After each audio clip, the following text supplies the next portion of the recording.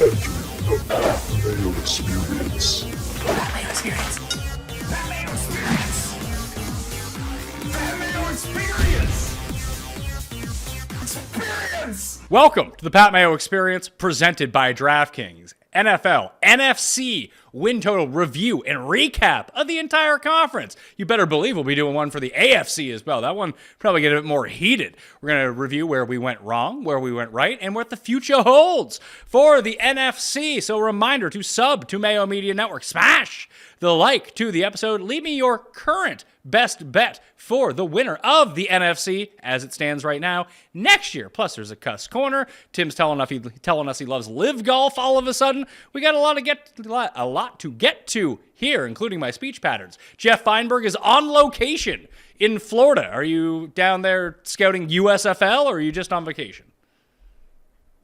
Just on vacation, and hopefully, speaking of speech patterns, Pat, that I've recovered from the mini stroke it sounds like I endured during our golf recording this week. So I don't know. I think I'm better now.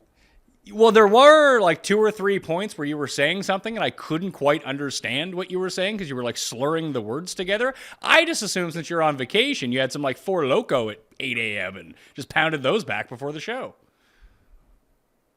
We've been staying out late, using Grandma and Grandpa to watch the children. That makes sense. All right, let's bring him in. The guy who, by just a quick glance, because I haven't added up the totals yet, we'll get to that division by division, who probably won the NFC picks in terms of win total. No, it's not the coin. It is Tim Undercust. Tim Undercust. That's not my name. You love to win. Look at you. Hey, look, delighted. If I won, that's great. I can't imagine I did that well. But yeah, I mean, kudos to me. Huzzah, I guess. I believed in San Francisco. I believed in Tampa. I believed in Philadelphia. So there's 3 or 4 division winners I think I hit. Yeah, I forgot that the Bucs. It's funny because I think we all went over on the Bucs win total and had them to win the division. And obviously they did not go over the win total, but they did win the division. So that ended up coming through for us. I actually had to check to see how many wins Carolina had. It wasn't that many, was it? Let's see. Oh, they had 7 wins. Yeah, 6. They had 7. They did go over their number. All right, so that's 1 for me and not 1 for you. So at least I can try to close the gap a little bit. But I think I went over in the NFC West, which is where we're going to start with all of this. The Arizona Cardinals preseason had a win total of 8.5. They were 125 to make the playoffs, 4-1 to win the division, 40-1 to win the Super Bowl. You two and the coin all went under. Pat said, Kyler Murray, Cliff Kingsbury, sign me up. What did you make of the Cardinals season? Because it went off the rails very, very badly, Tim.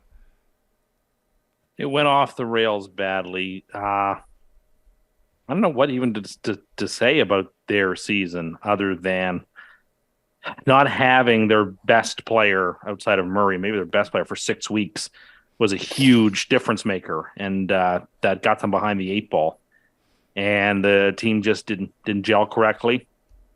You know, they had a tough schedule to start too, and then just things got out of control, and yeah, they underperformed, and they didn't seem to be energized, and then they lost Kyler for a significant portion of next season. So everything just sort of went haywire for them. It was a top bottom 3, bottom 4 season that any team could have had, probably. Yeah, so Geoff, they ended up going, let's see here, 4-13. They fired Cliff Kingsbury. They now have Jonathan Winter-Gagnon as their coach. And no Kyler Murray, essentially, for most of next season, like Tim had mentioned. So is this just a full tank mode year? You okay? I was not ready for that. I do like the fake French accent, so... Well, if you like the fake French accent, you're going to be very thrilled by the mid-roll ad on this show, at least for the week that this show comes out and people can listen to it. But, Geoff, is this a bottom 5 team, bottom 3 team in the league next year?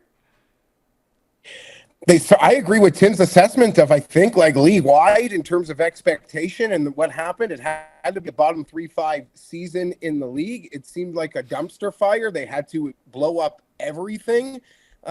They were known for getting off to hot starts and then fading. Nothing went right. And the Kyler injury was compounded by the fact that even before the injury, things were not going well. I think the week before was the Charger game where it was a crucial 4th down, and he's just like, I think they literally said, he just said, fuck it. Like, he didn't like the play call. He just said, fuck it, and chucked one up to Hopkins or something. That was clearly, I think, even intercepted. So a really strange season that was highlighted in my memory by the contract clause or the whatever it was, that he wasn't putting in enough effort. So it's phase 1 without Kyler there to start the season. It's not fun. Not fun there. That's one team. I don't feel happy. I don't feel good for their fans. Has any book, let's say DraftKings Sportsbook primarily, because that's where people should bet, is on DraftKings Sportsbook, have they released win totals for next year? Because I don't think those have dropped yet, have they? No, and I can't imagine they could yet because there's so much instability in the market. Well, you can always post lines and cap how much you can bet on them, just to have They them don't out usually there. do that though with over-unders in the same way. No, they don't. But yeah, if you want to draw, I don't see what if you were a bookmaker. I just don't see the value in it. I mean, I see. You're just as likely to get caught with your pants down as you are with a but if with you a really good one. if you say, don't even bother. If you set the hard limit on what you can wager on it, then who cares? It's like a marketing fee. Nah. Do you not believe in marketing? Do you not think that works?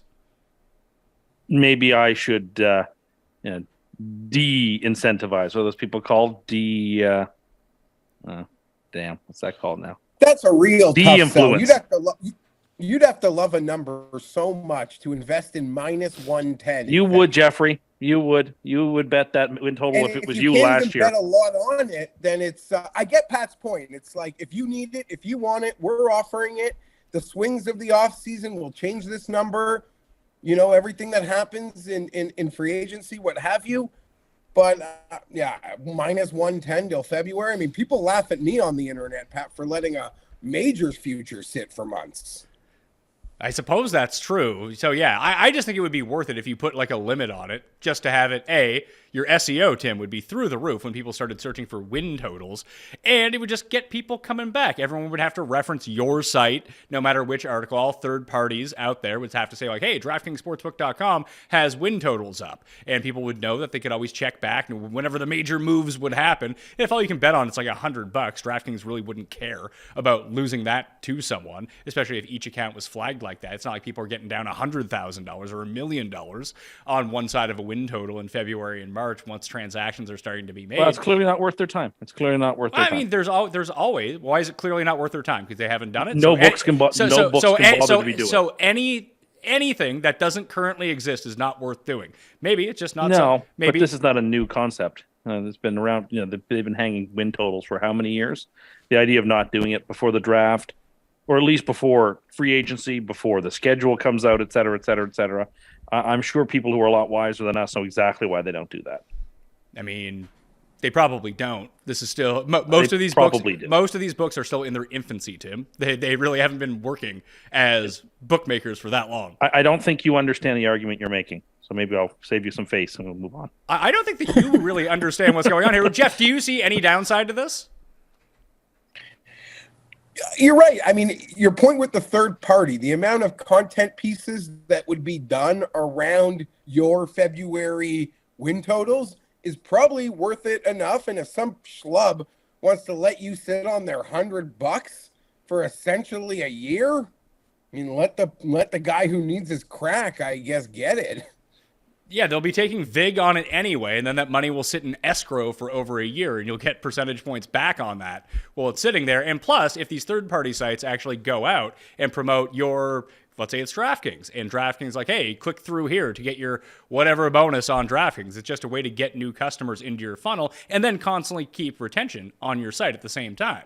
So I think it's a very viable strategy if you cap the limits, because you wouldn't want to get hammered a day after a signing, be slow to adjust, and have Rob Pizzola come in and drop $50K on a win total. Like, that is not what you want to do. And maybe that there's not a way to actually limit that on that sort of bet per account. I don't know, but I'm thinking that they should probably have these out. They do have the futures out, and the Cardinals are tied for the longest odds in the league to win the Super Bowl right now, with the Houston Texans at 200-1. And you have to think the Houston Texans are probably going to be a little bit better with the second overall pick. Hell, they still may trade up for the first overall pick. But we'll get to the Rams. We were all 0 for 4 on the Rams. We all took over on the Rams coming off the Super Bowl win. Their over-under was 10.5, minus 250 to make the playoffs, plus 130 to win the division. Overs around for the three of us and the coin. And now that we look at it, we have the Los Angeles Rams. They're still 35-1 to win the Super Bowl. That's the same as like the Packers and the Browns, that kind of thing. Geoff, I don't know what their team is going to look like next year. It looks like they're going to try to trade Ramsey. McVay was going to retire. Who knows what's going on with Matt Stafford? Doesn't seem like a great situation. Very strange situation. And if you wonder if they trade Ramsey, would that be the only trade? Releasing Bobby Wagner? I mean, their intentions are clearly in front of us right now. They don't intend to really compete whatsoever. Well, the book is still listing them at the 35-1 to win the Super Bowl. Is that just name recognition, Tim? It's one-way traffic. Yeah. It's like a Masters future. They'll shatter the odds of guys with rumors that big players are coming, but they're not bumping up situations that are turning into a shit sandwich at the same time. It's also the NFC will again be extraordinarily weak, and that a Rams team that brings Matt Stafford back and brings Cooper Kupp back is better than all but 4, 5, or 6 teams in the NFC, and therefore they're a playoff team, right? Like, so that's why it's there too. Like, if they don't trade Ramsey, if they bring back basically more or less who they tried to bring back last season before everything went wrong, they're a playoff caliber team in the NFC. So I don't think the 35-1 is outrageous. It's more of a Matt Stafford There was a really interesting long-form article from The Athletic last week about them and the Rams, and it's almost like their season, they almost knew they had no chance going into the season. And maybe that's easy to say in hindsight, but very telling, even how McVay came full circle on wanting to retire potentially and going back there. It just all hinges on Stafford. There was talk about him retiring. His wife was complaining about too many concussions, and he may be suffering from like a bum elbow that he still hasn't got surgery on. That, I don't know, it's this entire team pushed all in to win the Super Bowl. They won the Super Bowl, and now they're dealing with the ramifications of this because they can't rebuild at all because they traded those picks away for Matt Stafford. If you're a team, Tim, I would do it to win the Super Bowl and then suck for 5 years, whatever it is. As a Jets fan, would you want to do that? I would do it if you told me they were going to be bad for the next 10 years, next 15 years. What I wouldn't give up for one, man. What I would I'd give a nut. Yeah, when you've never had one, give a nut. You've never had one. Geoff and I are both past 35 now. You've probably got as many years behind you as you do in front of you, more or less. And like, I want one. I want one really badly. Give me one. I'll deal with whatever. Of sucking for 5 years that's like life. Jeff's been wearing that falling apart AFC Champions T-shirt for 30 years. You know how long I'd wear Super Bowl champion stuff? You know what? I would be buried in it. You could bury me in a New York Jets Super Bowl 58 championship T-shirt. And I'm not lying. Like, that would be burial garment for me. The problem is when you make one of these moves, as I've heard, you're not guaranteed to win the Super Bowl. So do you do you risk it all on the chance that, let's say the Jets currently trade for Lamar or they get Aaron Rodgers, but they have to, and the Jets are probably better positioned than the Rams are because they have a lot of young players who'd be under contract for a lot longer, that they wouldn't necessarily just be god-awful if they get Rodgers for a year and then he goes away and then they have to restart over at quarterback. It doesn't seem like they might not be great, but they wouldn't be like bottom 5 in the league at the same time, and they wouldn't have their picks. So it's not really that big of a deal if you finish in the middle of the pack when you're not trying to tank for a new quarterback. You're going to have to get lucky or sign someone along the way. But if that makes you one of the 7 best teams in the NFL, is that worth going all in on? Depends who you are as a franchise, where you are in your model, and what you have to lose. Like a team like the Cowboys, that's a terrible idea. There's too much heat. A team like the Jets, who haven't won anything forever, like, you got nothing to lose. Throw the dice. Like, why not? I honestly do think it's team by team dependent. Some teams could tolerate that. Other team and fan bases could not tolerate that. Geoff, if you were in the NFC, at least to me, that seems like a more logical conclusion to jump to rather than being in the AFC and going to where all the good teams are. Yeah, that's Sure. your path. Your easiest path, is obviously the NFC. Are the Seahawks one of those teams? Because their win total was 5.5 last year. The four of us all went under. That was wrong. We all went 0 for 4 on that one. I don't think I picked a single thing right in the NFC West. It really blew up in my face. It's funny how this division was collectively known as the strongest in football for like a 3-year stretch, and now it might actually be the worst going into next year, Tim. I don't know if I agree with that. There's still 2 playoff caliber-ish teams in that division. San Francisco for sure, and then either the Seahawks or Rams are playoff-ish caliber. Well, they're not the weakest. Like the AFC South is certainly weaker than they are. Just look at the odds. Like I'm looking at the odds. Colts and the Titans are all, 80 or longer to 1 to win the Super Bowl, and like there's no other division that even approximates that level of awfulness, right? Well, I mean, the Seahawks are 70 to 1. They're the 6th least favorite team to win the Super Bowl. Does that seem odd? Weird. To you? That seems very, very odd to me. That the Giants, for example, should be 40 to 1 and the Seahawks 70 to 1. And I mean, the Giants got to play a god-awful team in the first round of the playoffs, and the Seahawks didn't. And that's why the Giants got one round further. Like, that doesn't seem right. That seems like nonsense to me. Yes. I guess no one believes. You think Seattle's in a great? What? You think they're in a great position to improve? They're going to have the 2 draft picks. You can only assume that you're not really sure what the Geno contract's going to be, but in this moment, I assume they'll have plenty of cap room to work with, and they had one of the best rookie classes last year. It'd be hard to do that again, but I would expect them to get supplemental help from all those picks. I guess so, but I mean, year one player making that big of an impact is going to be difficult. And I think the collective would think, at least the hive mind, that they're probably going to regress, that Geno may have overachieved, or maybe he's a late bloomer and this is who Geno is going to be. But even in the second half of the season, Geno wasn't quite as good as he was the first 8 weeks. No, but you don't have to be in the NFC. The NFC is awful.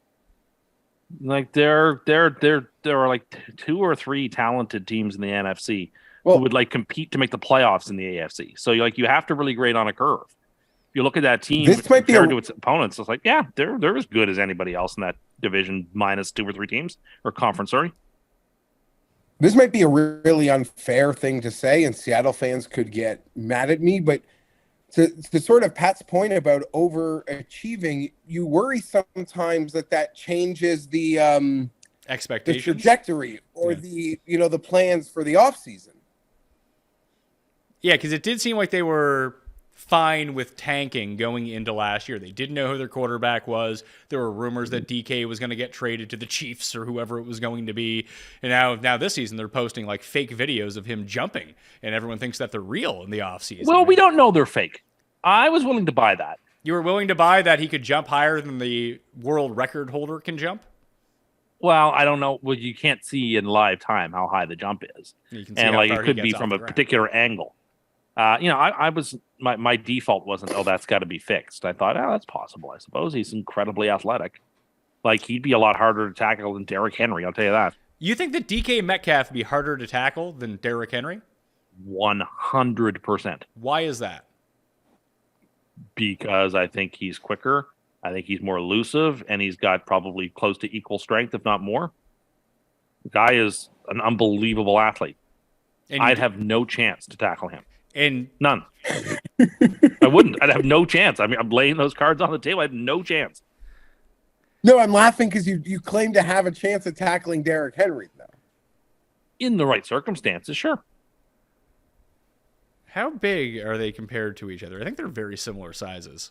Yeah, I think they are. Let's see. I'd say Metcalf's probably a little taller. They're almost exactly the same height. And they're almost exactly the same weight, but they're built a little bit differently. They are.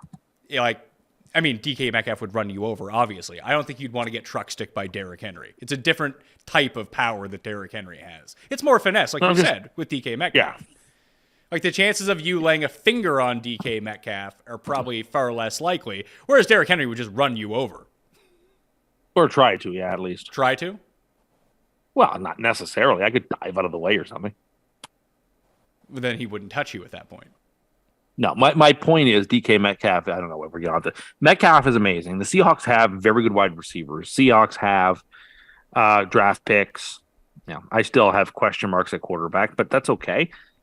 They're not a bad team, and I think they're actually a good team. They're a team that a lot of people will probably, when win totals come out in a couple of months, say, oh, you got to play the Seahawks down. They overachieved. Well, they may have overachieved, and they're going to overachieve again next year. There's every reason to think they might. Well, they were 5.5 last year. What do you think that they'll be posted at? They went 10-7. Their right number is probably 8.5. Maybe. But see, now I have to disagree with that when I think about the fact that they're sitting there at 70 to 1 to win the Super Bowl, which seems really long. So maybe their win total number is 7.5. You probably just correlate it with where you think that the Rams are at. That if Stafford is beat up and they're playing your buddy, who was he? John Hodgman? Wolford. Wolford is their backup quarterback. I like Wolford. I'm sure you do. If that guy's the starter, they're probably going to be 3-14 or something like that. That Seattle probably beats them twice. Mm-hmm. No, you're right. And if they beat the Cardinals twice, and the Cardinals they're going to be dog shit next year, well, there's 4 free wins. One would imagine. Can they figure it out elsewhere? Then yeah, it probably would be 8.5. But I guess it depends on the injury report for the Rams. The Niners, Tim, that was your pick to win the division last year. Geoff and I both took the Rams. You correctly called it with the San Francisco 49ers. They were 10 as their win total. I was the only one to go under.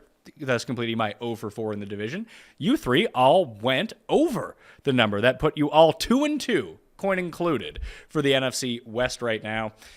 Who do we think is starting at quarterback for them next year, Geoff? That is a great mystery. I assume it's going to be Trey Lance. With the injury situation there, I feel like it's going to be Trey Lance. I've already seen the same people, Pat, that were banging the Trey Lance MVP drum a year ago are banging it again. I would only argue here's the biggest flaw in that. Even if they're great and he's great, what happened last year will now give Kyle Shanahan exponentially more credit for any success that Lance has, and voters would just give it to a player they deem is doing more on his own. Clearly, right? Maybe. It's tough to say. I understand why there is Trey Lance MVP buzz out there in terms of the betting market. I don't think anyone actually thinks he's going to win the MVP. They're just hoping to luck in to one of these seasons. I mean, who was the most popular guy bet on preseason before this year? It was Jalen Hurts to win MVP.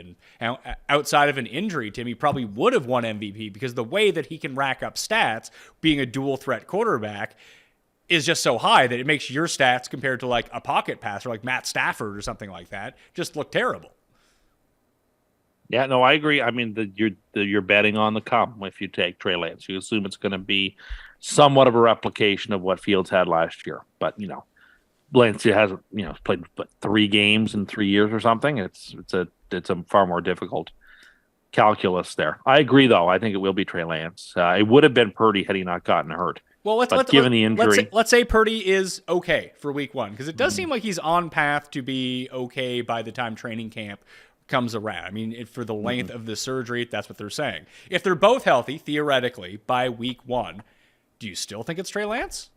I think you got to go with Lance. You invested that high pick in him, and he hasn't played. And if he's god awful by week 5 or 6, you can always switch back to Brock Purdy. You know what you have in him. He's not a player who you have question marks about. You sort of know he's a solid B+ player who will contribute for you. So I think you have to roll with Lance. I think your hands are sort of tied in this situation if you're San Francisco. They're 8-1 to win the Super Bowl, Geoff. Too high, too low. Wow. Trey Lance has never even been in a 2-minute drill. But are those crazy odds? Like, they went to the NFC Championship game the last 2 years. They've been there 4 of the last 5 years or something. Like, is that really? I'm just saying. Like, those odds don't seem completely unreasonable to me. It's a huge ask with how little the quarterback has really ever accomplished at any level. at any level. Mm-hmm. He was never even challenged in college, which was D2, but he's never run a 2-minute drill. I think he's great. I'm a fan of him. I'm a fan of Kyle. 8-1. Rather just, I don't know, bet them at 4-1, 5-1 when they show that they're actually freaking awesome. Last year, coming into the season with presumably Trey Lance as their starter, coming off an NFC Championship game, lost to the Rams in a game they should have won if they had just held on to the ball. They were 16-1. They opened it to win the Super Bowl. We did this just before the season started last year. So this actually makes some sense. Not that we have any sort of idea of how Trey Lance is going to do, but they've now gone to, as Tim mentioned, back-to-back NFC Championship games, and it does seem like quarterback is the least important position on their team in a really weird way, that they can plug and play with almost whoever as long as they're competent and not just generating a bunch of turnovers. That if somehow Lance is really good and an above average quarterback, that they seem like a lock to win. I would agree with that. That if he plays even above average, San Francisco is going to win like 13 or 14 games. Okay, as much as I scoff at the odd number, and by point of comparison, you actually make some good points to show it actually isn't unfair as it might feel at first. Betting odds put aside, if you ask me who's winning the NFC, my answer is the 49ers. Talked myself into a pretzel. That's tough. Now you're going to have to eat your way out of that pretzel. At 8-1. Yeah, well, I mean, I'm not making any Super Bowl bets in February either, but here we are. Let's move to the East. We got, let's see here, the Dallas Cowboys. Their over-under was 10. We all took the under on the Dallas Cowboys, and let me check my notes here. They won 12 games.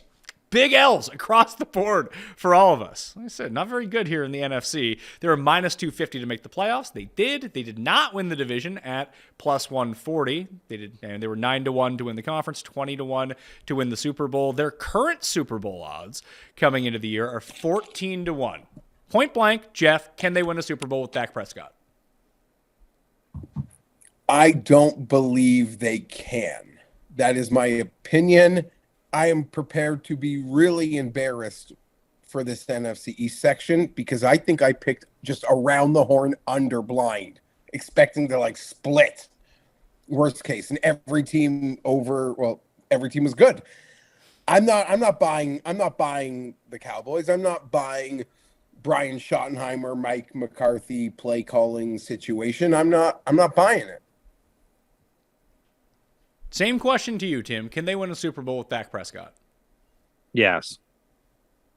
I think there's enough surrounding talent there. And Dak is good enough that, yes, you don't have to be a superstar to necessarily win the Super Bowl. You just have to be good. And Dallas has the talent there. So, yeah, I think they can. I wouldn't pick them. I think you're kind of foolish to pick them, but it wouldn't be out of my, because Dallas just hasn't been to a championship game in 30 years. It just doesn't seem like they're the right team to do it. But, yeah, of course they can.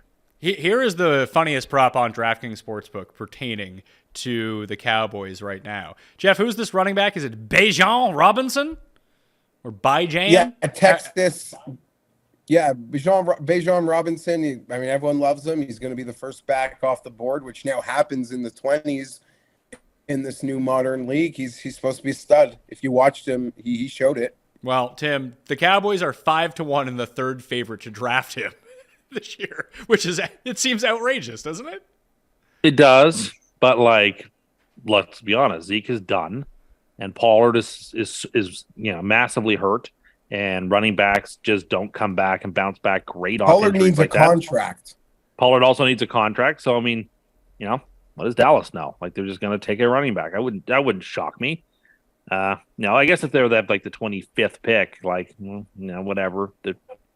So they don't feel like they have any other holes, and that's what they got to do. I wouldn't support it, but I could see it happening.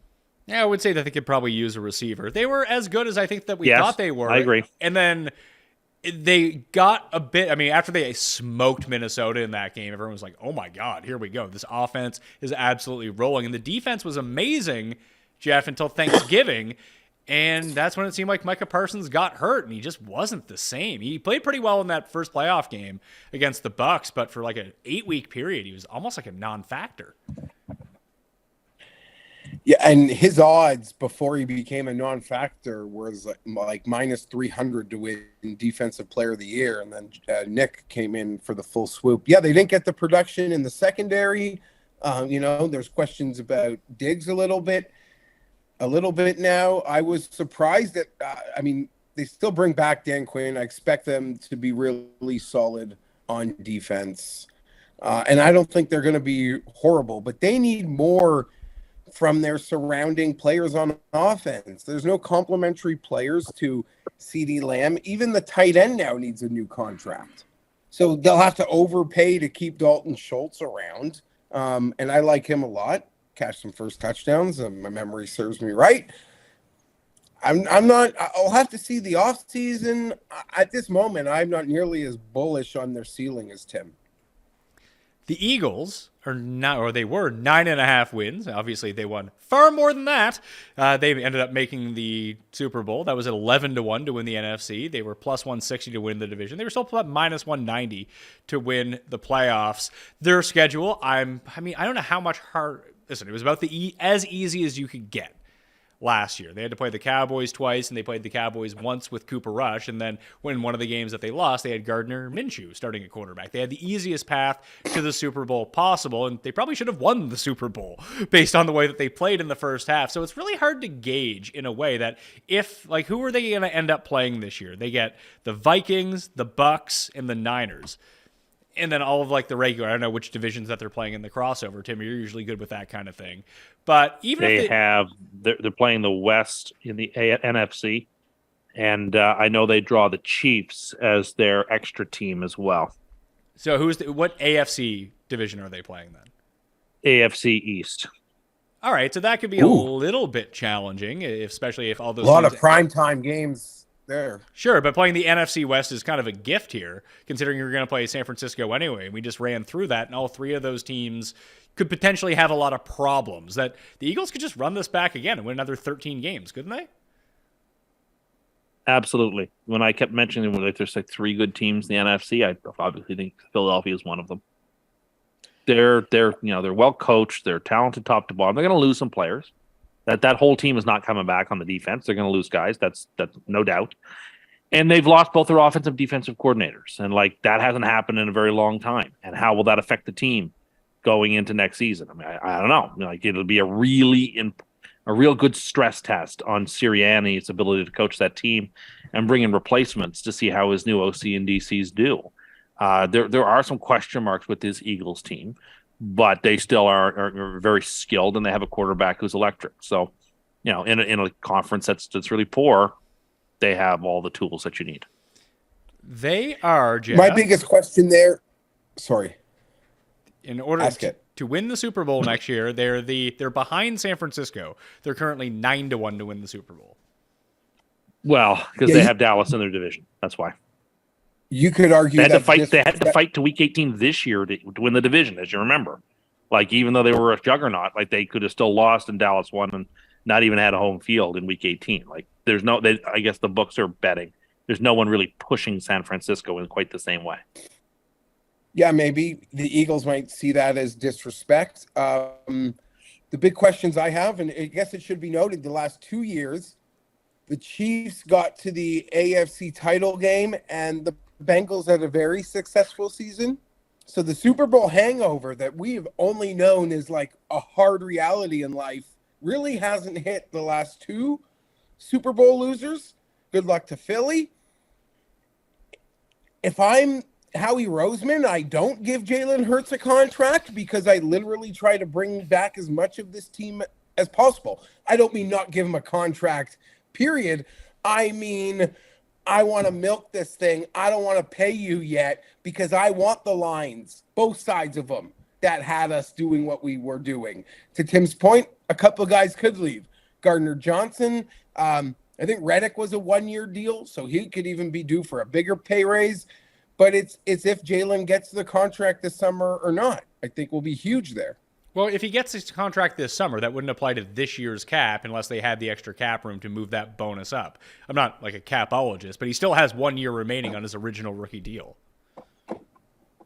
Yes, you're right. The new money, I guess, wouldn't kick in, and they could still play this year under the old deal, and he would have his guarantees, which would make him very happy. For February on paper, it almost feels, in my opinion, like, how are we not getting San Fran versus Philly again? Well, hopefully the game is better this time. What game? That's what I would respond to that. What's that? What game? I don't think that's true, Geoff, because there's a team in another conference that I'm already very much in another division. I'm very much circling in the NFC. Is it the Lions? Let's just say their coach has the shortest odds to win Coach of the Year. Let's talk about the Commanders, because they just made some news as we were filming this. They just released Carson Wentz. So, new Jets quarterback Carson Wentz. Here you go. The greatest QB ever, according to Pat Mayo, who spent 9 weeks, week after week, on the live show, telling everybody how much better he was than Taylor Heineke. And oh my goodness, why can't? And then they finally go back to Wentz. They finally give Patrick what he wants, and Wentz throws 4 interceptions in that game.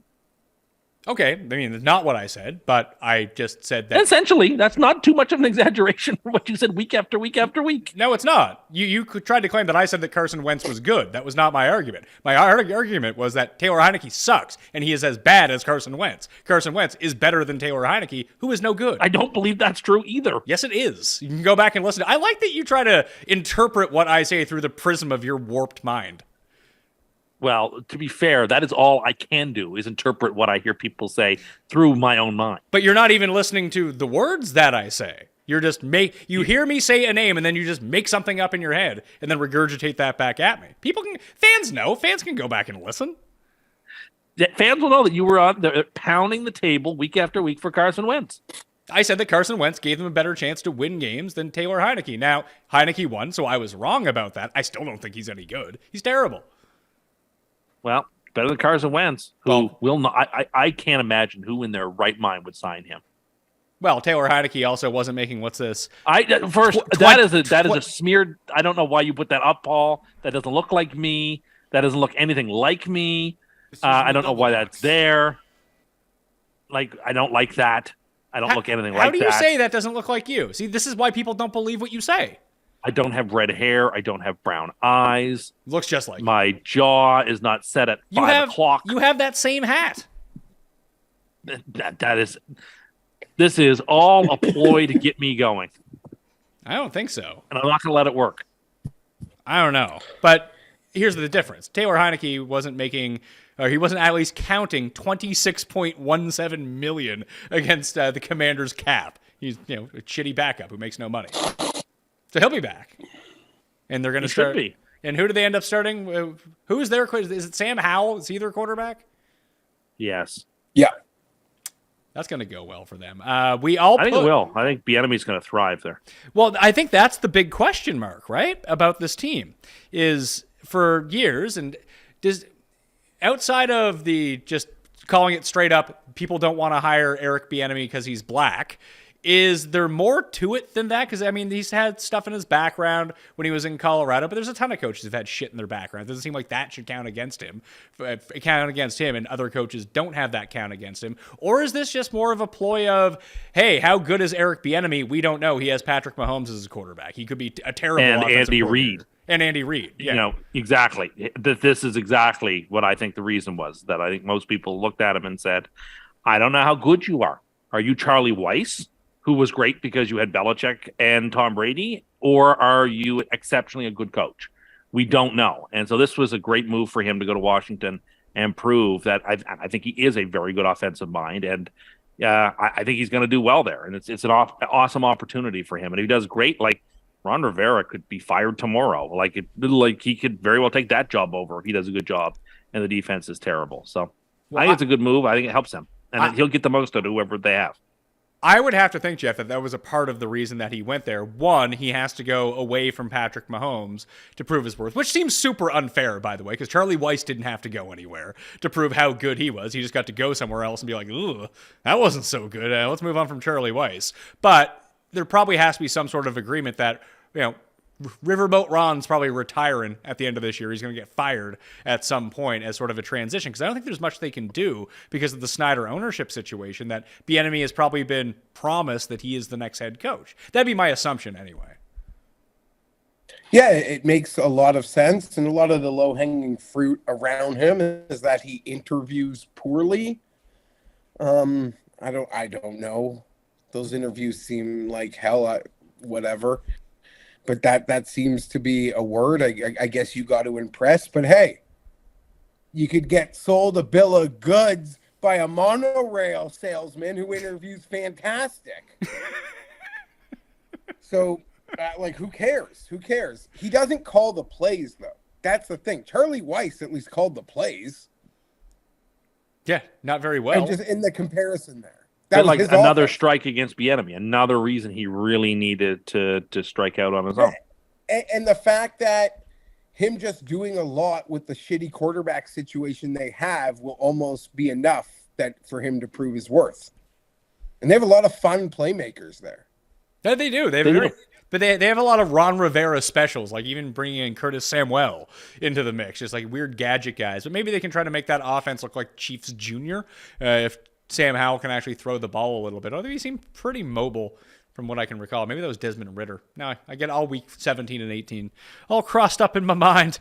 I went over and so did the coin. You two went under, but it landed directly on 8, which the Commanders were. Then you got the Giants.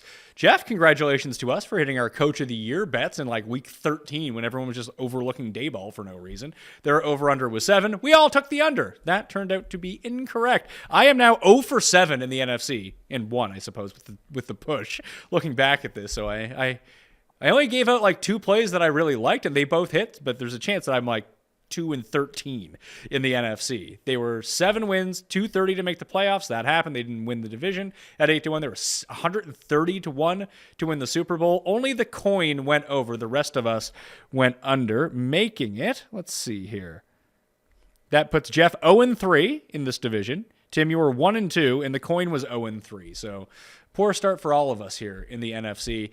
I can't imagine that their win total is going to be much higher than this again next year. I mean, we saw in the betting odds, but I mean, a lot of that has to do with they're a big market team. They're the biggest market team in the New Jersey area, from what I've heard. But being 40-1 to win the Super Bowl, was that put them at 7.5, 8 wins, somewhere around there? Yeah, that's about right. That's about the number it ought to be. Who do you think who do you like to make the playoffs again, Seattle or them? Like, which one is more likely to repeat it, or which team really overachieved and their trajectory or expectation has kind of been thrown off a bit? I think Seattle has a better chance of making the playoffs again because there's a chance that the Rams are terrible again. Like if the Rams don't have Matthew Stafford or Kupp is hurt or they get rid of Ramsey or all 3 of those things happen, they could be a bottom 5 team and just get a lot of really cheap wins that way. Whereas, I mean, it's possible that the Eagles sustain an injury and they're terrible, and the same thing could happen with the Cowboys, but Washington seems competent. Like they're not a pushover team, and then you're playing against 2 of the best 4 teams in the conference in your division. It's going to be tough to repeat that season, and they were a lot of smoke and mirrors as it was. Now with an entire year's worth of game film on them, maybe teams can figure them out a little bit. I think I agree with that completely. But we still don't know what they're doing at quarterback. We don't know if they're going to sign Barkley to an extension or franchise Barkley or franchise Daniel Jones or give him 5 years. Like there's a lot up in the air with the Giants right now. But I kind of do trust Dayball to make – it's a lot like Pete Carroll in that way, although I think that Dayball is much sharper when it comes to on-field management than Pete Carroll does. They both seem to get the most out of the talent that they had, whereas Pete Carroll does it more in like the college football rah-rah, get you pumped up kind of way, where Dayball just apparently puts people in by far the best positions to succeed as possible. And we kind of saw that trickle down with the Bills a little bit last year too, where they weren't quite as sharp as they were the year before. Now, maybe that was a Josh Allen injury, but it could be him leaving too.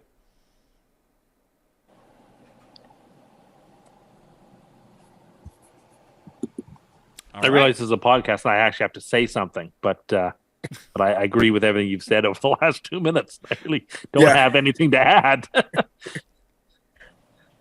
I'm expecting them to make an agreement with Jones. I think there's just a lot of hyperbole and a lot of the rumors of a week ago And that's how negotiations work. Like if someone asks for that, they're probably smart enough to know where they're going to land in the mid to high, low mid 30s, I guess. And Jones, and you fully expect them to be very aggressive with some receivers, and they have all the cap room to get. Now Daboll, he started creating a culture. Now he can actually go buy some of the toys, ingredients to have the results shine through.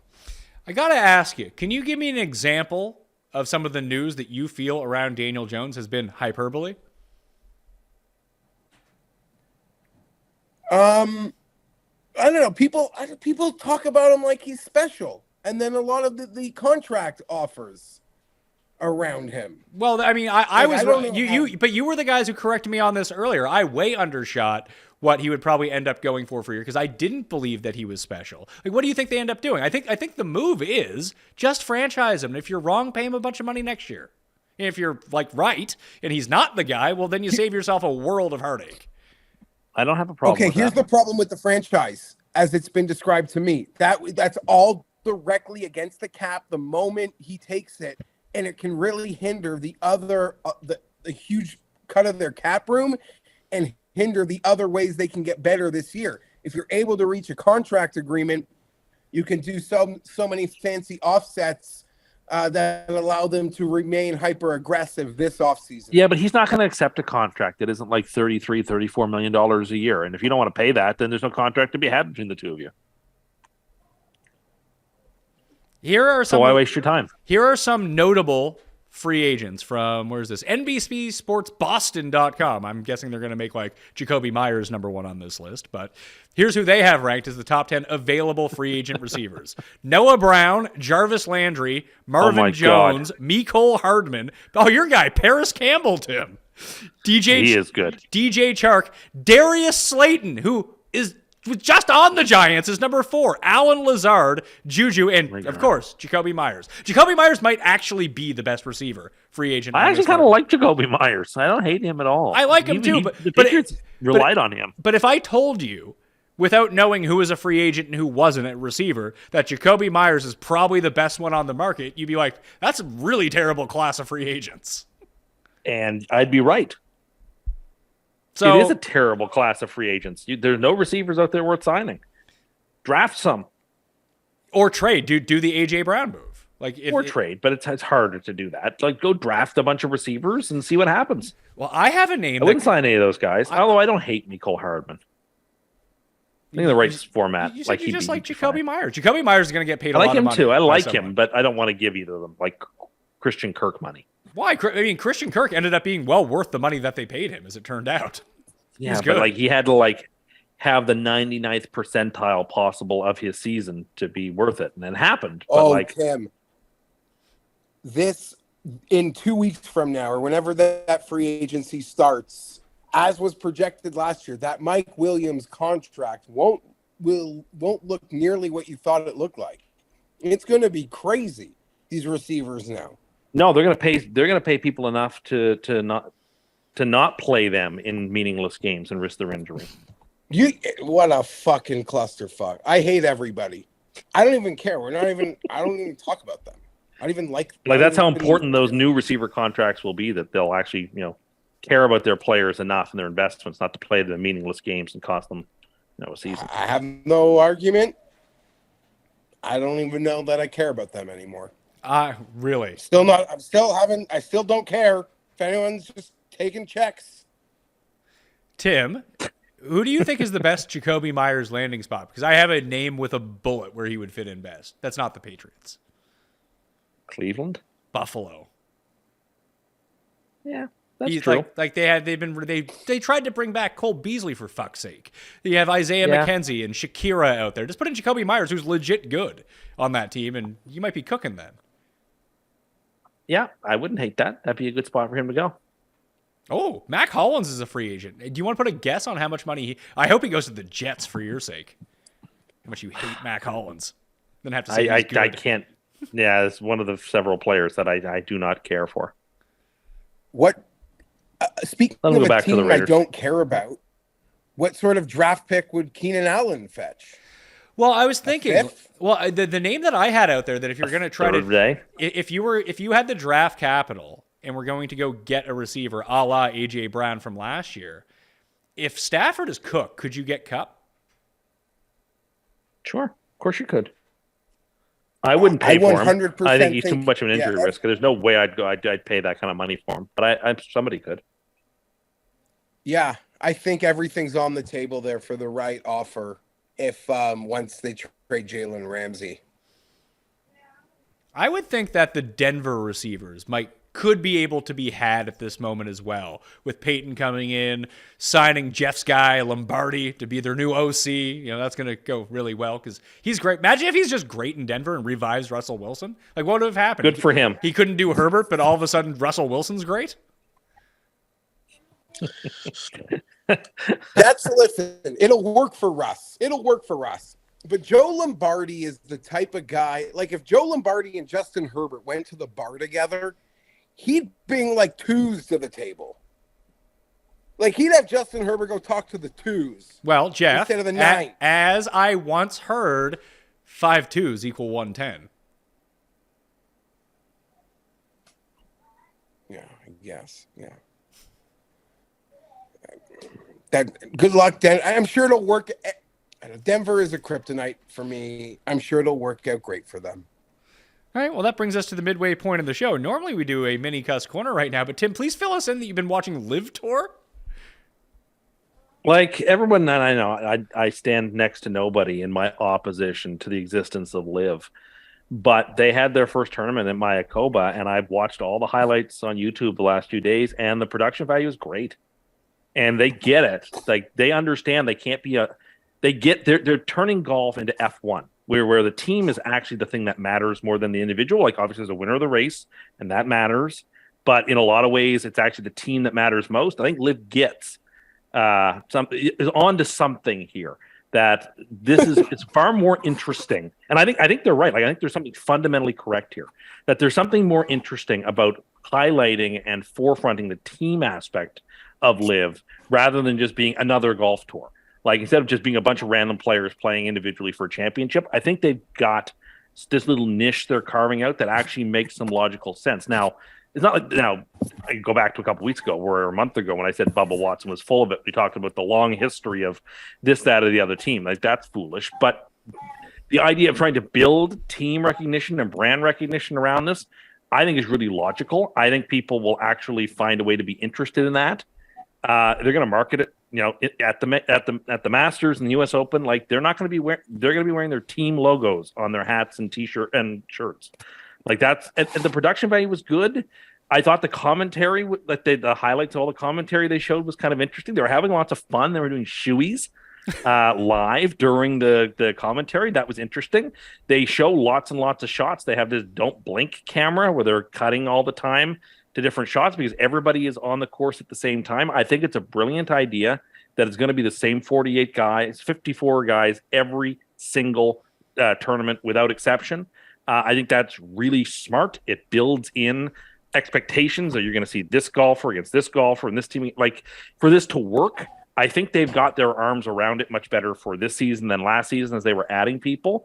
And like, yeah, I know it's not on TV and I know people can't watch, but it's eventually if they continue to do this, it seems like it's got every chance to work. Like I think they're on to something about making it like slightly different. Golf doesn't just have to be with the one single guy you're watching. That's how it has been on the PGA Tour. That doesn't mean it has to be that way. They're sort of like borrowing some of the team aspect from, like I said, from Formula One.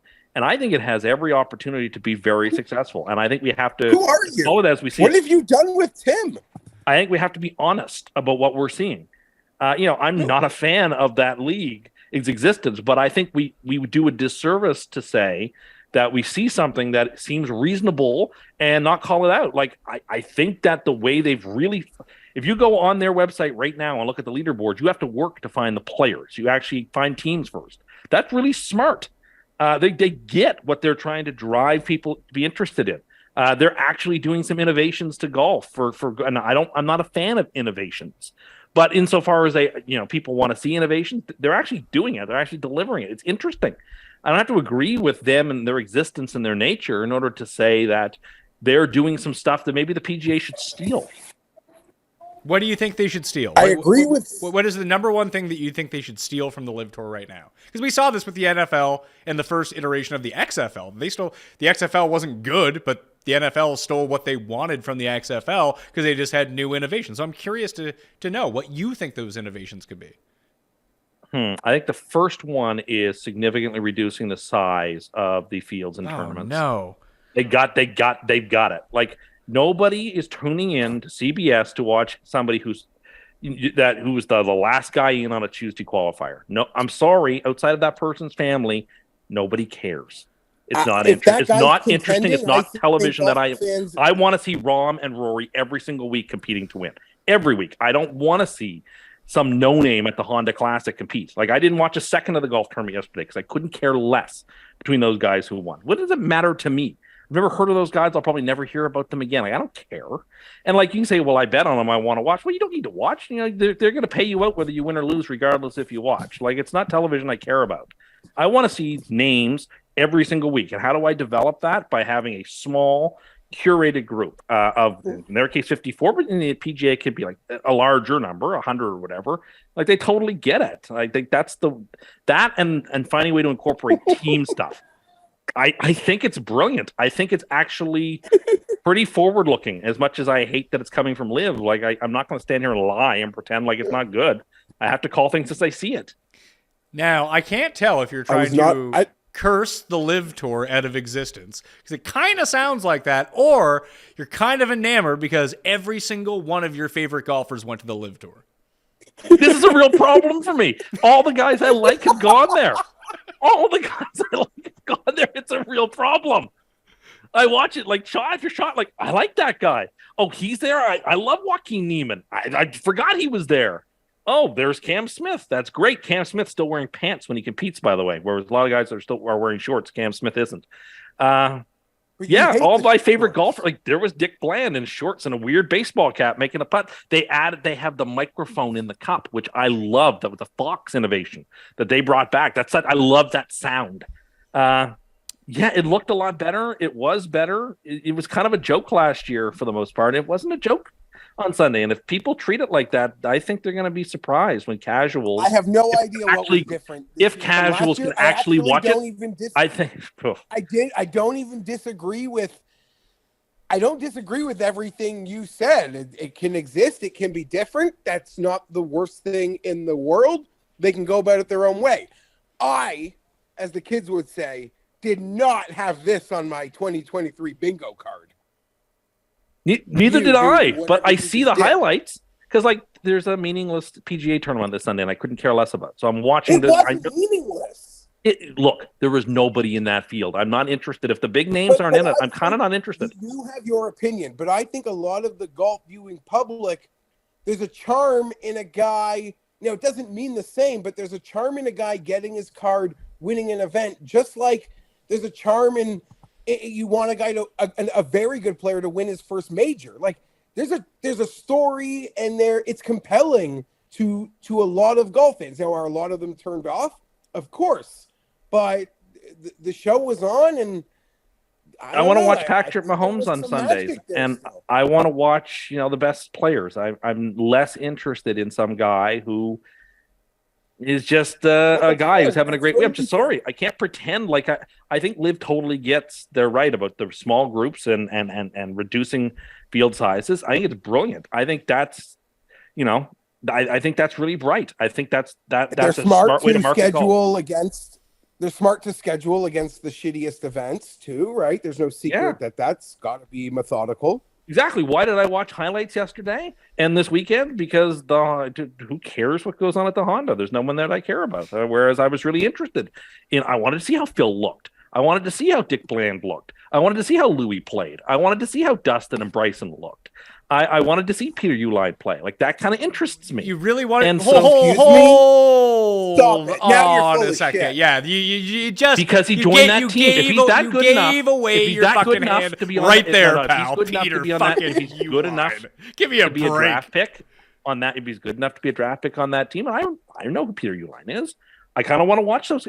he's a bigger star than 96% of the people who played last week at the Honda. Peter Uihlein is not bigger than a guy who won in the past, that played on a Ryder Cup or President's Cup, that took a break for sobriety and to get his life together and to find his way back in winner's circle. That's not bigger than that.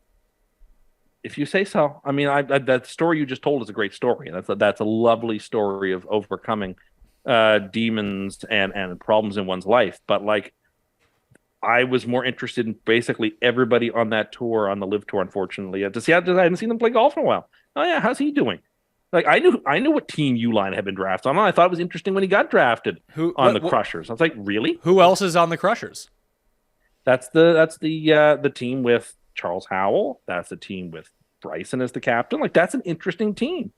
You realize that Charles Who else is on the team? Who else is on the team? Because I saw the winning picture on the internet of, like they won it as a team. I knew who's on the team. I didn't even watch.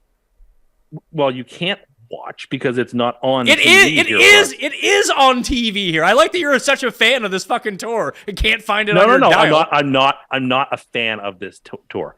But what do you want to hear? Like, Crushers is I want to know who's on the team. No, number Bryson. one, Peter. I'm looking at it right now. Peter Uihlein's not even on the fucking Crushers. Uihlein's on the Aces. You're right. I forgot about that. Uihlein's on DJ's team. How many teams can you name? Well, I know the Majestics because they were the worst team yesterday. That's what's his name? That's Poulter's team, the Majestics. It's also got Lee Westwood, another one of my guys. Another one of my guys is on that team. I know that Neiman's team is the Torque team. I know the Stingers, Aces, the Cliques, because that's where Bland plays, is the Cliques. Like, I know some of these teams. Also, those are kind of fun names. I got to give them that. Those are fun names. I think the logos look a little amateurish. They kind of look like something you'd put together on MS Paint. But they're up to something there. They're up to something that you dismiss at your peril. They're doing something innovative, and I am such a bad judge of what people like and don't like in terms of change that, like, I see this stuff and I go, this might actually have more purchase than the people who seem to sit around PGA locker rooms and poo-poo what LIV is doing. But, like, they also said this time last year that LIV was a nothing nobody burger, and it basically ripped that tour apart. So, just saying, people continue to underestimate these people, and I say you shouldn't do that. They're up to some interesting stuff. They are up to interesting stuff. I would say their first off-season acquisitions were more like a Pittsburgh Pirates off-season than a New York Yankees, but because they had already picked up all the big guys. They already picked up all the big names. You're right. They spent. We don't have this sort of like Walking Dead fear of defectors of any consequence that we used to. But I don't think you're totally off base, but I do think you could be full of shit. What do you mean? You like, I don't know. I have the puzzle pieces of every other conversation I've had with you. Oh, I despise this league. Despise its existence. Wish it didn't exist. Think it's ruining golf. Think it may actually ruin golf in a real, in a way for a generation. All those things are true. Despise, where the money's coming from, what they've done. But at the same time, like, if you see it, like, they still have guys on there that are good golfers that I want to see golf. And, like, it sucks that they're doing interesting and cool stuff. Like, don't just assume they're going to lose. Like, they might win. And what would it mean if they won? Win what? Like, I'm just saying what they're doing has some real interest. And if the PGA is smart, they should be pilfering all the good ideas. Because there seem to be a lot of them. Pat mentioned, I think the reducing the field size is a must. I hate that. What was great about the you don't like it, but Jeff and I just had this. Care about you. We just had this. Cares about me. We just had this conversation. I mean, you didn't even fucking watch it. Why do they care about you? Because I'm the person that you're the person who didn't know that it was on TV when you could watch it. I'm saying the PGA cares about people like me who will watch when it's interesting and will not watch when it is not. But you're gonna watch. You're gonna watch regardless. You're gonna watch. You're gonna watch their elevated event. So your solution is let's play 40-man fields every week with all the best players, 52 weeks a year. No, let's have 25 elevated fields a year. Let's do that. They don't Why want not to fucking do That'd be that interesting. because they don't want to fucking play that many times. I respect your stance that you just want to watch the good players play, and the PGA season is long and exhausting, and you don't have the patience or give a shit for the stuff that happens between the elevated events and the majors. That's a fair case to have. People can take some time off, come back for the players, and this week at Bay Hill. But to totally dismiss like what happens and the purpose of those events, I think is also silly in some respects, but that's fair. It's a total golf season's long and exhausting. If you want a week off the PGA now and then, I can't blame you. That's how I feel. And I think the LIV did some, from what I've seen from these YouTube videos that I watched, that they were up to some interesting stuff. I like the font that they're using. Who are you picking to win the Masters? Because all your guys are there now. I know. I don't know what I'm going to do. I have no idea what I'm going to do. Probably somebody like Jason Day. Oh, I don't know. Probably Jason Day. those are daggers to a lot in the community, Tim. A lot I don't of people know. want to bet I haven't Jason decided. Day. Okay. Like maybe him, maybe one of the LIV guys. I don't know. I don't know what I'm going to do next week. I don't have no idea what I'm going to do next week at the Players Championship. All my players don't play there anymore. Well, I mean, I have no idea what I'm going to do. You burned Hideki this week, so anyway, we should probably gravitate back towards football because we are on a time limit here because we have more stuff to do after this. NFC North. This is going to be a very confusing division, I think, going forward because how good are the Lions going to be, Tim? Last year, 6.5 was their over-under. You were the only one of us to go over, so you got that correct. And Geoff, the coin, and I all got that wrong. They were 60-1 to win the conference, 150 to win the Super Bowl, 4-1 to make the playoffs. None of that stuff happened, but they did hit the over on their win total. And you think they're going to be even better next year. Is there a chance they're sort of... I always think of the Dolphins when I think about this because it feels like it's happened 4 or 5 times in my lifetime now, where the Dolphins are out of it and then they get really hot at the end of the season. Then they come into the next year as the super trendy pick. Feels like that might be the Lions. Maybe. But, everybody understands that the Vikings won how many one-score games, and if things even out the way they ought to, that those 13 wins will be like 8 or 9. So the Vikings are going to deflate. The Packers are certainly not going to have Rodgers, and somehow will even be worse. And the Bears are still, a couple of years away. So the Lions just happen to be the right team at the right time in the right spot, sort of thing. A lot of it is circumstantial. They proved a lot this year in a division. I mean, yeah, the Bears were the worst team in the NFL by record, but the Packers, while imploding, they had a chance to make the playoffs at the end of the year, and the Vikings won a ton of games, and the Lions still showed a lot of grit. And let a few games off their rackets that if they had tightened things up a little bit, could have won 10 or 11 or 12 games. So, we all joked about how silly Dan Campbell looked and that he was a bad coach. And at least I'm over here saying I actually have changed my mind. I think Dan Campbell showed genuine growth last year and got better as a coach. And I think reason to believe he's going to perhaps get better again. So. Yeah, there was something with him where he played up the everyman stuff, and then all the old head football guys really started to like him. But he kind of rope-a-doped everyone that he kind of plays a goof, but he made a lot of really sharp decisions throughout the course of the year, especially when it came to. Remember when they played the Jets? They really only had one successful play, that 4th and 1 when they went for it, and the Jets were just off guard for the entire thing. Mm-hmm. Totally. Yeah, that's a great example. Obviously, the winning play to end the year where they went for it against the Packers, right? But the craziest thing, I don't know, just to look at their roster construction, if you think the goof can continue to be as good as he was last year, which isn't inconceivable to think, even though he's a year older, they're going to get Jamison Williams completely healthy. But, Geoff, I think you look at them and just look at their offensive line, look at their defensive line and be like, hey, we were a shitty team. We decided to build these 2 units. And that's usually how bad teams become great teams really quickly because they can fill in the other pieces. Like, I know that the Packers would never trade Rodgers to the Lions, but if something happens next year and a top end quarterback becomes available and you just insert him into the Lions, all of a sudden they're probably gonna be top 5 Super Bowl contenders if everything holds up for them. Geoff is at Publix right now, I think, in the checkout aisle.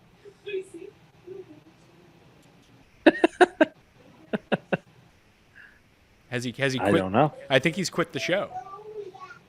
I can hear noise in the background. I can hear his daughter in the background. One of his daughters, at least. I don't know where he has gone, though. Okay, well. All right, well, it's me. I can vamp. Well, it's me and you, pal. We're going to move on from the Lions. Check. Am I back? You're back. Where were you? I don't really understand. I'm on my mother-in-law's laptop, and I think it like syncs to her phone, and her microphone took over. Oh, yeah, because we could hear someone talking, and it wasn't you, and it wasn't about the Lions. I really hope that doesn't happen again. The program is in incredible shape there, and they have the extra draft pick from the Rams still. There's a lot of talk that they could be the hyper-aggressive team to make a trade, bring in a Jalen Ramsey-type super veteran to help, live up to Tim's expectations. But the coach is no good, right, Geoff? I heard about that last year. I never said he wasn't. When I say a guy shouldn't be coach of the year last year, that doesn't mean he's not good.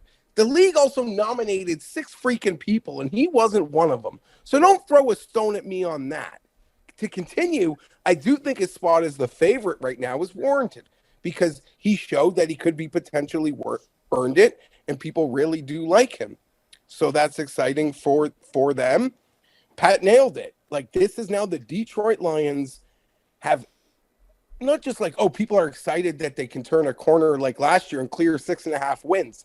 This is now expectations that haven't existed since, Calvin was there. Which worries me. That worries me for their future. I'm not so really worried about the future because they got draft picks. I mean, I'm worried they might underachieve this year, but still be fine and in great shape. I'm not too worried about their future. Okay. Yeah, let me rephrase it. I am worried about them based on the expectations that are getting put on them this year. Like when the division odds come out, they're going to be the favorite to win this division, unless Rodgers. You think so? I still think the Vikings will be. I'm looking at I'm looking at the Super Bowl odds right now. Okay. Lions 28-1, Packers 35-1, Vikings 45-1.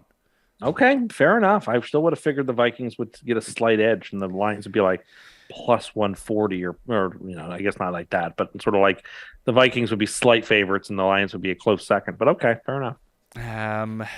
Let's see here. Let's go to the Vikings. They went over their number. I actually got one right. I'm on the board for a win here.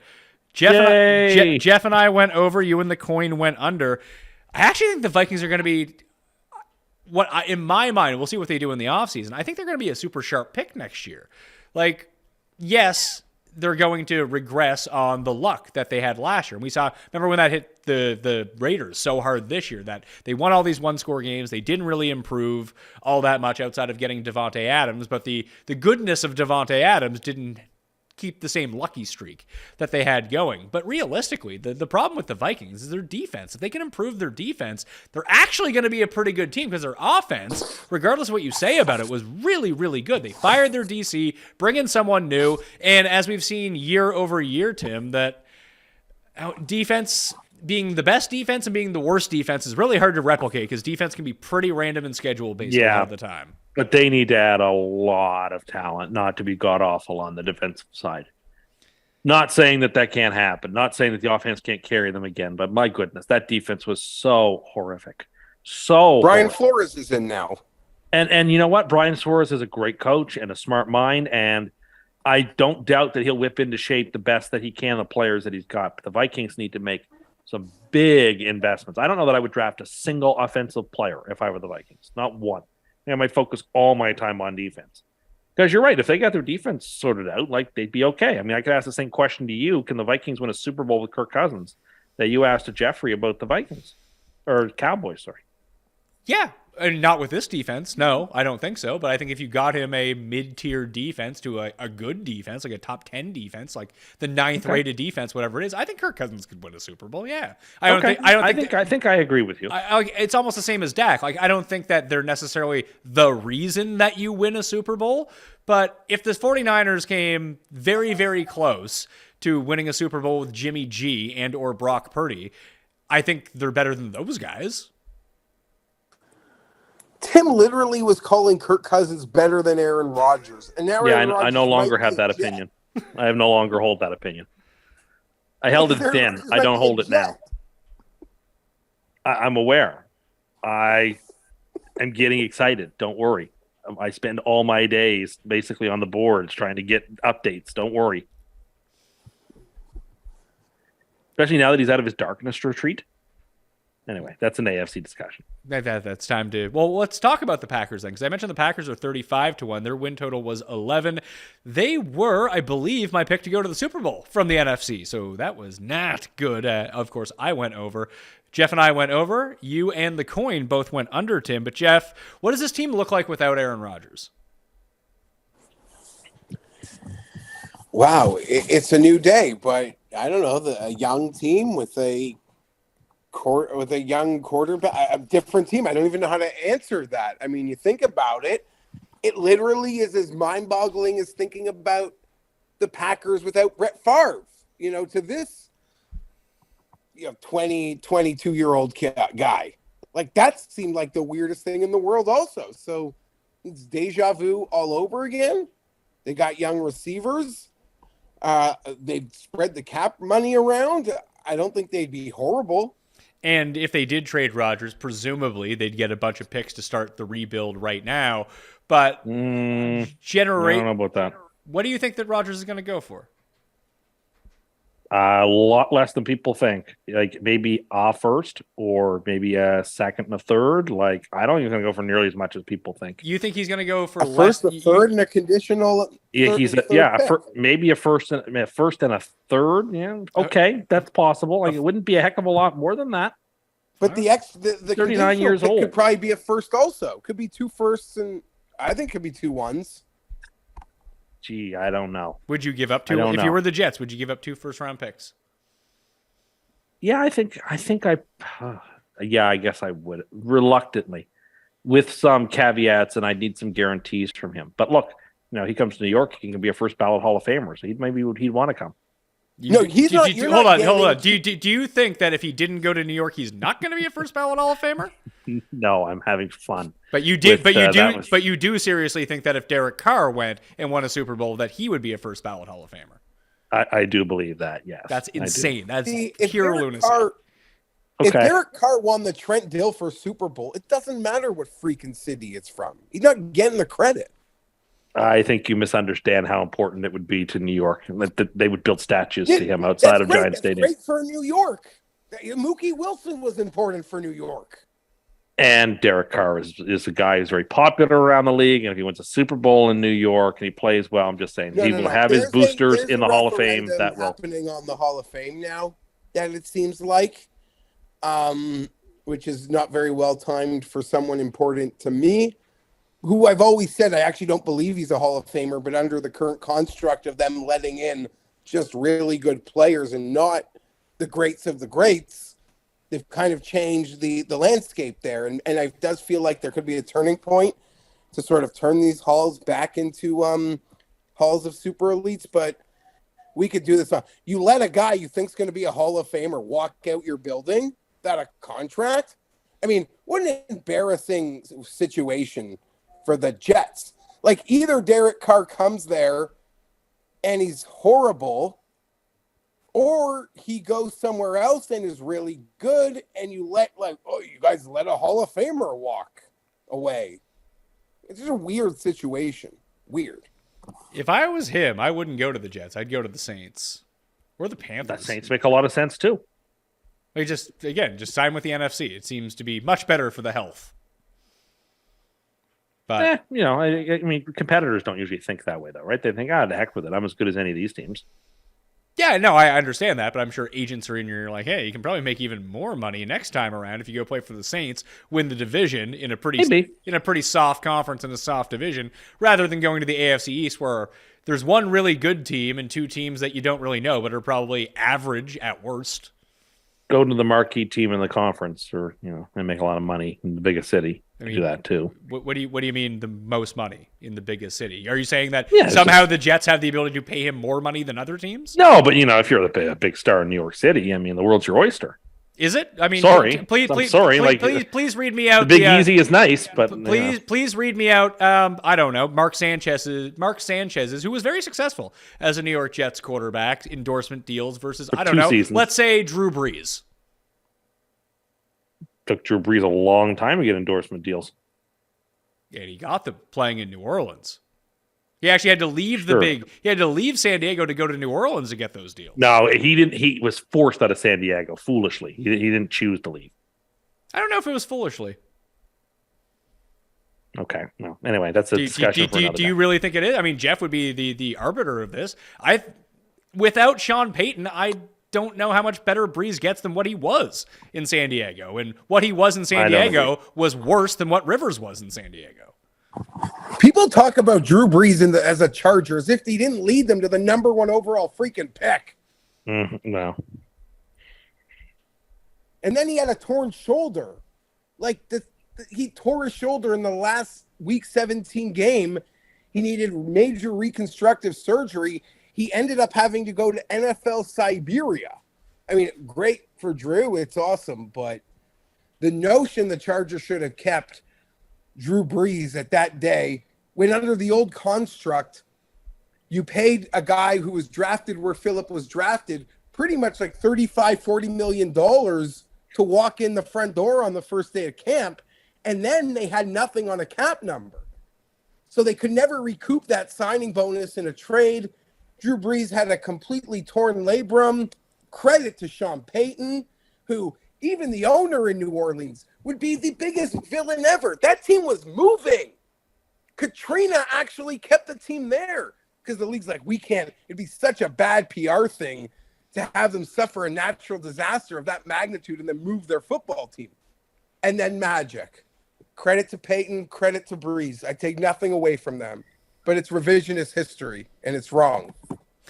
The Bears are the other team in this division. Now, I only have 2 right in the NFC, but if you're going to be right, at least make it the one you feel the strongest about. 6.5 was the Bears' win total. We bet that adjusted down at plus 160 to 5.5. And Geoff, the worst record in football. All of it came true in the win total locked up pretty easily, but the worst record thing was a real bonus in Week 18. What was the thinking? We all went under. We all got this right. What were people thinking about the 6.5? Where did that come from? Yeah, that was really high and early, and I think it got even shorter. But that thing was steamed down real low. I don't really know what people were thinking there, Pat.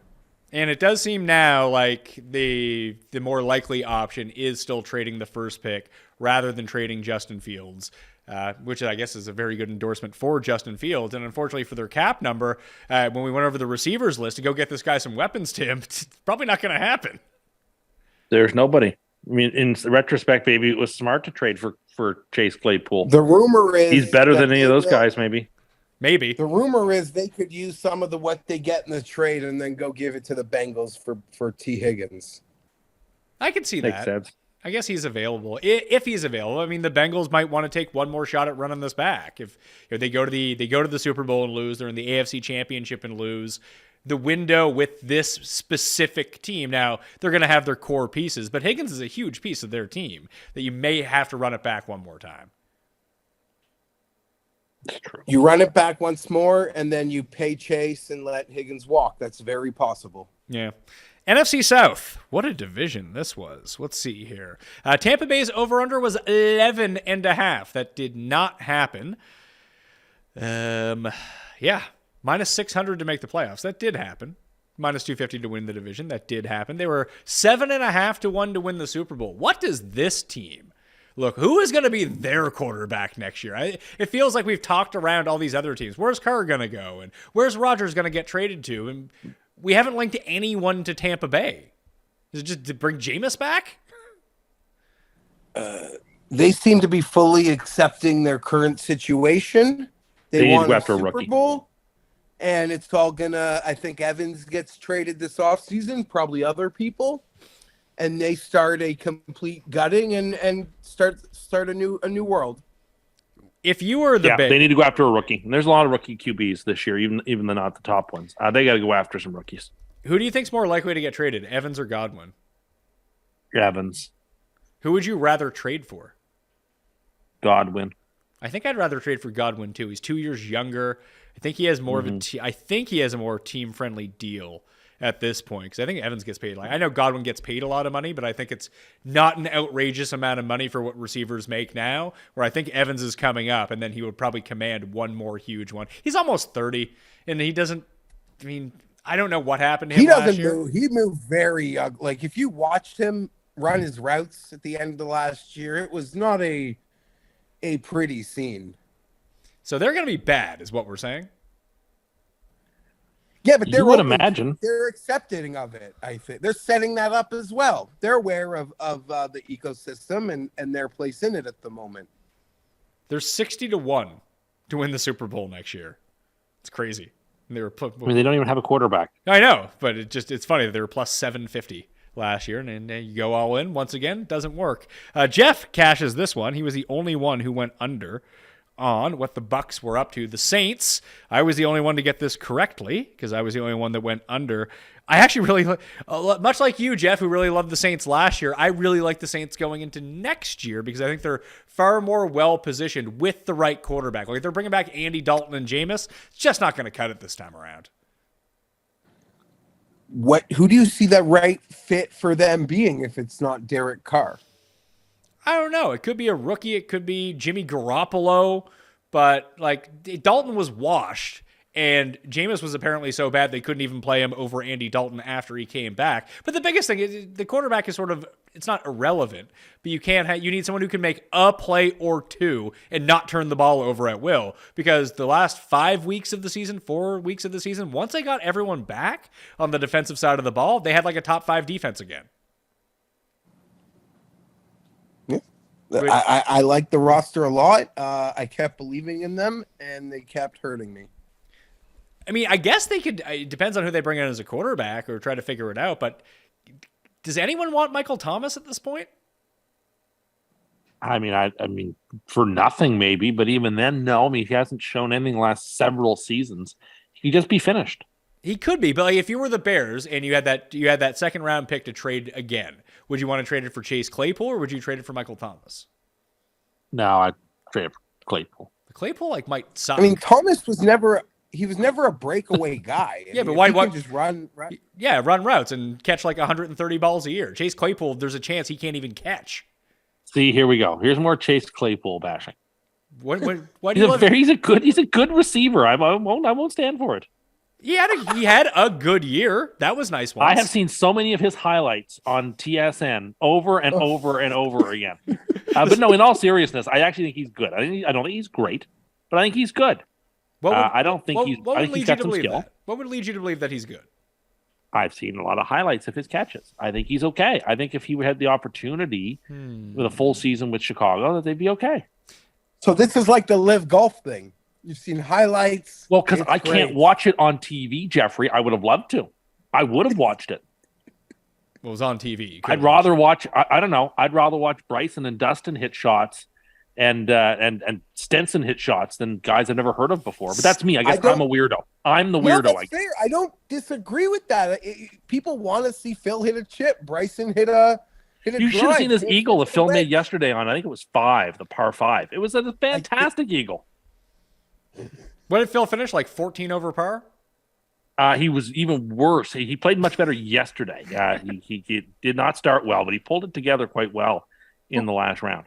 So what do you make of Chase Koepka? Or that's just a cost of Hey, hold on. 100%. Back to Chase Claypool for a second here. I mean, he might as well be the Chase Koepka of the NFL. Geoff, can you please tell me where Chase Claypool went to college and we can really unlock and unravel why Tim has his opinion? No, it's got nothing to do with this. That I didn't think of that a minute ago, but as you mention it, there it is. It all adds up once again. That was just like when we were in Phoenix and Michael Floyd got caught being asleep at a red light and charged with a DUI, and then Tim thought it was some sort of criminal conspiracy. The cops were setting him up. I don't believe I said that. Oh, you did. You said he probably didn't do it. But look, in his last... No, I didn't say that either. There was video evidence of it. But like his last year in Notre Dame, he had over 1,000 yards receiving, which, they only play like 10 or 11 games a year. So like that, he obviously can play. And I think the Bears were right to give up a second-round pick for him over Michael Thomas, who probably is done for. I can understand that argument. I think it's pretty close. Like if Michael Thomas is somehow right, Michael Thomas at least we know is really good. We know nothing about Chase Claypool. He made like 2 highlight catches in a year. Great. And he couldn't pick up the playbook in 7 games last year. You know, he had over 100 yards in both of his years in Pittsburgh. And he had 9 touchdowns in his rookie year. Like he wasn't a bad player then. I mean, Mark Richter had like 13 touchdowns one year. Great. It's fantastic. Do it again. I'm just saying, like, he's young and there's potential there, and just a little less risk. And Michael Thomas is likelier finish than not. I don't understand this sort of gratuitous Chase Claypool bashing. You just said he was great. I didn't say he was great. Yes, you did. Good. Can we rewind the tape, Geoff? What did you? I wish we could. I said he's not great. He's good. Mm-hmm. He's worth a 2nd-round pick. And I think he's got some talent. And I think Chicago intelligently set themselves up with getting him as a receiver. So you think that... I'd like to have him. I would take him. You think that... Really, you want him on the Jets? Would he even start on the Jets? I mean, we do have a legit bomb squad right now. But there's actually there's no way I would take Chase Claypool over all the receivers that are being mocked into round 2 today. I would take him over all those guys you mentioned in free agency. Okay, I would rather have Jacoby Myers. I mean, I don't hate that, but I think I would still take Claypool. Like people rag on Juju for being shitty, and because he's better than Claypool. No, he's not. Yeah, he is. What would lead you to believe Claypool is better? I have watched Claypool play a lot more. Know that he can play. It doesn't sound like you've watched like last year. How much did you watch Claypool play? Because he was barely fucking playing half the time. Although we did have the Bears on a lot because the Bears, despite winning 3 games, like they lost like 6 games within 1 score or something. So you were sweating that out week after week. And Fields was a lot of fun to watch. But here's the funny thing: when you started watching the Bears, they were like, "We can't even have Claypool on the field because he doesn't know what the fuck he's doing." Well, they didn't attempt passes all that often either to give Claypool his due. It's not like Chicago was throwing it 45 times a game. Interesting stuff. Not what I thought we'd fight about in the NFC South, but. Panthers and Falcons are the other 2 teams. I actually got these 2 right over and over, 6.5 and 5. The Falcons won cash quickly, and then it really ran out of steam. Unfortunately for me, the playoff bet at 8-1 didn't end up coming around. But who is better positioned, Geoff, to be better and actually? When is the next time one of these teams is going to make the playoffs? Do you think? Is it this year? Is it 2 years from now? Okay, so I guess I have to answer Carolina. Because their defense to me is far and away the best unit of all of both of these teams. I don't hate on Frank Reich. Things sort of spiraled out of control, and he was a great coach. I don't want to say he was a great coach, but he was there through the Andrew Luck stuff, which is pretty rare for anyone to have to deal with. I like the pieces in Carolina. Carolina right now would probably be not to win the Super Bowl, but if I had to take like a long shot or something to invest in a team to be better than people think, I think it's Carolina for me. How much of that depends on who they get at quarterback? I guess everything. But this owner, he doesn't seem like he's going to knit, although they could just really do the draft and they could do really one of those experimental things like Will Levis or the guy from Florida, which you're right. If they do it at 7 overall, then maybe there's going to be a bit of a bump there. Maybe they're the team that trades with Chicago to move up to 1. I guarantee you there'll be one of those phone calls. Oh, for sure. And I guess it depends. We still don't know as of this recording, what's going on with Lamar, Tim. But it does seem like if it's not going to stick with Baltimore, it feels like the Falcons have emerged as the team most interested in going to get Lamar. Sure. Arthur Smith's offensive system would be perfect for him. They would be the favorite to win the division if they had Lamar. I don't think it's even close. Yeah. I mean, it would depend. If the Saints got Carr, then I could see it being a coin flip, but you're probably right. Okay. Yeah. I mean, I think that Atlanta is a very smart landing spot for Jackson if that were to come to pass. I think Arthur Smith would maximize him. The Falcons have pieces, but they still lack obviously that central figure. Ever since Matt Ryan left and stopped being good, like the Falcons have been bad. Well, that's not surprising. If your quarterback's bad, you're going to be bad. So, Well, very interesting. I mean, so I guess my answer would be provisionally with Geoff, Carolina, but Atlanta could jump immediately. And yeah. Atlanta could also be the team that's calling for number 1 overall if Lamar is not on the market. Yeah, as it could well. be. Oh, I'm really excited. Anytime the number 1 picks up for trades, that'll be really fun for the next month and a bit. you know, this is just me speaking out loud here. Maybe Michael Thomas was the bad idea is the comparison of this. Instead of trading for Chase Claypool and you're the Bears, why didn't they get Calvin Ridley? I can't believe more teams weren't in on that. I can't believe. I mean, yeah, he had his shit, but the way the receiver market is currently set up in the league, what a perfect player to be getting. What a perfect player to be coming into Jacksonville. And I wish the Chargers would have had the balls for something like that. Not that I care. He has a lot of tie-ins. He can The things Kellen Moore would have done with him. The genius Kellen Moore. Oh, the touchdowns they would have devised for him. Is Kellen Moore a genius? I suspect he. I mean, people loved him. I don't think he's any good. I mean, you also called Salah a genius this year too, and then had I think had to change it to defensive genius once you started watching him throw challenge flags all the time. Defensive genius and player motivator. I stand by that. Yeah, in-game manager, brutal. Hopefully Rodgers takes over some of that himself. So you're just penciling in Rodgers? No, I'm not. Yes, penciling him because you could erase it. I wouldn't write it in ink, but penciling him. I think it's likelier than not that I still think it's that's 55%. So there's still a massive chance he doesn't. It seems like the Jets. Like, if Rodgers is going to pull I'll see you in August, there's no way the Jets are going to take him. Oh, I don't know about that. I think they're pretty desperate. Every move they've made over the last several weeks is contingent upon, I think giving themselves an opportunity to get him. They would need the Tom Brady and Tampa buy-in. I'm gonna find a high school field and Garrett Wilson and Corey. Woody would give him everything he wanted and more. No, but I'm saying the if Rodgers pulls the standard, I'll see you in August. I don't think that's gonna work for the Jets. Maybe not. But you didn't think it was going to work for Tampa either. You're right. And it did. So, I get what you're saying, but you start from a position of do with that. Brady put himself all in. Like I said, organizing things at high school fields with the receivers. Sure. In the middle of the pandemic. It might not work. It might be a colossal mistake. But I'm to the point now where I'm ready for my team to roll the bones. Yeah, of course. I do agree. The Jets got to do it if it's there. That'd be a lot of fun. I don't see any downside. I only see upside. What's the downside? They suck? Well, they've been sucking for 20 years. Because I don't care anymore, I don't know how I could be of any value or entertainment. So I'm really hoping Rodgers goes to the Jets so you can fill in for me.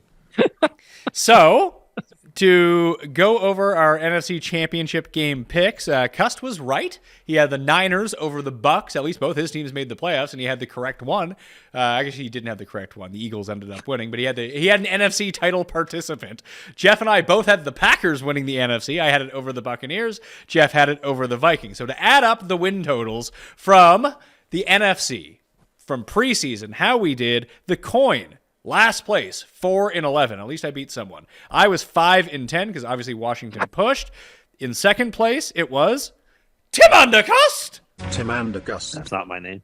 Oh, see, I thought you won. Jeff won at 7-8. Tim, you were 6-9. I did not realize that you went 0-4 in the NFC South. That's rough. But I had 3 or 4 division winners. That's pretty good. If it came to tie breaks, I would have given it to you, but it didn't. Well, I appreciate that. I was able to overcome my 0-4 NFC East because Tim put it in the water in the NFC South. Yes, exactly. That's I put it in the water 4 times in a row. Well, I have a feeling I'm Robert Garrigus at Memphis. Oh, God, please don't remind me of that. After just losing 175 to one guy in a playoff this weekend, you talked to me about another guy who I had at 200 to 1, and he blew it. Yeah, well, I just remember that tournament. So yeah, me too. Because he had that little mini stick putter. He was winning by 3 on the last hole. Yeah, that was rough. Yeah, it wasn't great. Trust me, I remember. It was like 13 years ago now. Ugh. Yeah, we were watching it at our friend's condo. I remember it distinctly. I think it was on my birthday, too. Yeah, super cursed, of course. Anyway, we'll be back next week. Tim, will you join the Players' Championship pick show with us? Sure, I have to pick people. Oh, just all my guys don't play anymore on the PGA. I don't know what to do. Just don't pick my guy. I have one guy. Don't pick him, please, for the love of... I'll have to look at the Wyndham. Whoever does well at the Wyndham does well. I will fucking go to your house and like fucking stab you in the goddamn fucking face if you do it. I have no idea who I'm going to pick yet. I don't. I have no idea who I'm going to pick. I'll have to pick a top guy because like anyone who's like not like 15-1 doesn't win anymore in these top events. So I don't know. So someone like Rory or something. Yeah, do that. Pick Rory. That's fine. You hey, Rory. Look, he won me before at the Players Championship. Exactly. What did I call? He was the first part of my doubleheader win. I had him and Hideki back to back. I predicted today on our golf show you'd pick Rory, but the way you're talking makes me think you listen to our show. But I haven't decided. I think I'll probably take him. But I don't know. Again, all the players I like don't play on the tour anymore, so I don't know. Additionally, I don't think that you hit the back-to-back. Oh, yes, you did. That was 2019, wasn't it? I thought Webb was in between, but Webb was the year before. Anyway. Yeah, Webb was the year before. Yeah. Geoff Fienberg at GFienberg17 on Twitter. You can catch him on the golf show every single week. We'll be back with the AFC win total breakdown. Then we'll have free agency to talk about. We're talking golf. We'll have a full Cust Corner coming for you and the best ofs. So much more going on. Rob, Cam, and myself are going to be back later this week and next week as well. So if you've missed some of the football crew, we back. We haven't gone anywhere. We just took a little break, all right? I'm Pat Mayo. I'll see you next time. Mayo experience! Experience!